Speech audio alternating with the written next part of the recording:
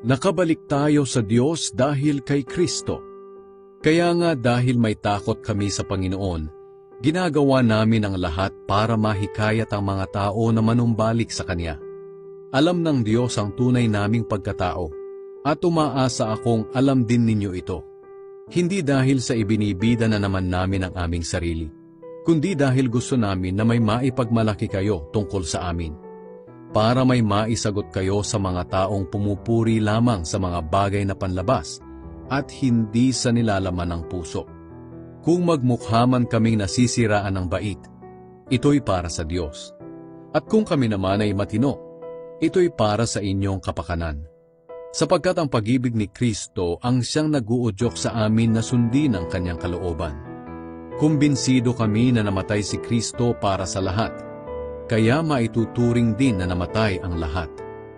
Namatay siya para sa lahat, para ang lahat ng nabubuhay ngayon ay hindi na mamumuhay para sa sarili, kundi para sa Kanya na namatay at nabuhay para sa kanila.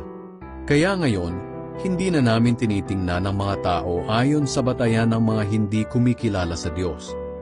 Noong una ganoon ang pagtingin namin kay Kristo, pero hindi na ngayon. Ang sinumang na kay Kristo ay isa ng bagong nilalang. Wala na ang dati niyang pagkatao. Binago na siya. Ang lahat ng ito ay gawa ng Diyos na nagpanumbalik sa atin sa Kanya sa pamamagitan ni Kristo. At ibinigay niya sa amin ang tungkuling papanumbalikin ng mga tao sa Kanya. At ito nga ang aming ibinabalita.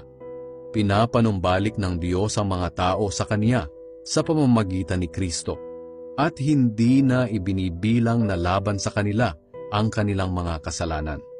At kami ang Kanyang pinagkatiwalaan na magpahayag ng mensaheng ito. Kaya nga mga sugo kami ni Kristo, at sa pamamagitan namin, nakikiusap ang Diyos sa inyo na manumbalik na kayo sa Kanya. Kailan may hindi nagkasala si Kristo, ngunit alang-alang sa atin, itinuring siyang makasalanan, para sa pamamagitan niya ay maituring tayong matuwid ng Diyos.